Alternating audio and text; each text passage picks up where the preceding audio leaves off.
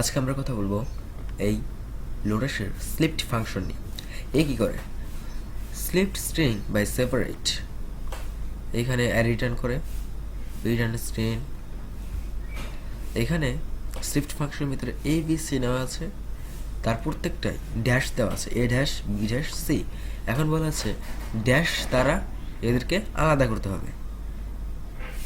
এখন আলাদা করার পরে একটা যে স্লিপড ফাংশন যে অ্যারেটা রিটার্ন করবে সেটার মধ্যে কয়টা ভ্যালু থাকবে? এখানে বলা আছে 2টা, কিন্তু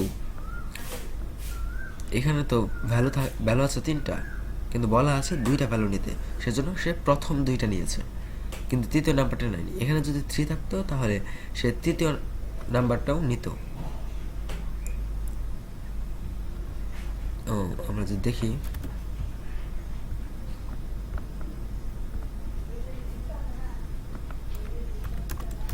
এখানে let str is equal to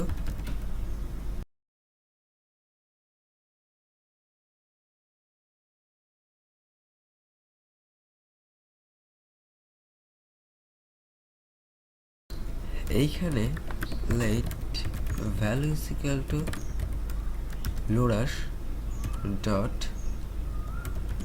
spelt। এইখানে str-টাকে দিয়ে দেই এবং বলে দেই হাইফেন দ্বারা পৃথক করো, কিন্তু ভ্যালু নিতে হবে 10টা, কিন্তু এখানে 10টা ভ্যালু নেই। তাহলে কি করে 10টা নাই দেখা যাক। ও সরি, কনসোল লক করা হয়নি।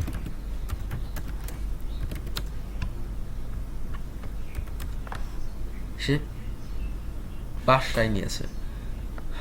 যদি 5-এর বেশি ভ্যালু চাওয়া হয় কিন্তু নেই, তাহলে সে সেটাকে ইগনোর করে। তাহলে যদি এখানে 4 দিই তাহলে সে 4টা নেবে, একটা স্কিপ করবে। তো শুধুমাত্র হাইফেন দ্বারা যে পৃথক করতে পারে তা না, এখানে যদি অ্যান্ড দেই আর এইখানেও অ্যান্ড দেই আর এইখানে বলি অ্যান্ড, ভ্যালু নিতে হবে 4টা, কিন্তু সে প্রথমে এ নিয়েছে কেন? এরপর অ্যান্ড আছে, সে তো অ্যান্ডের আগে যেহেতু এ আছে তাহলে এটা নিয়েছে। তারপরে এইখানের অ্যান্ডের আগে বি হাইফেন সি আছে সেজন্য নিয়েছে, আর অ্যান্ডের পরে ডি হাইফেন ই আছে সেজন্য এটা নিয়েছে। মোট 3টা ভ্যালু। তো 4 নাম্বারটি স্কিপ করেছে, মানে 4 নাম্বারটি পায়নি, তো কোনো প্রবলেম নেই। তো স্লিপ ফাংশনটার এটিই কাজ।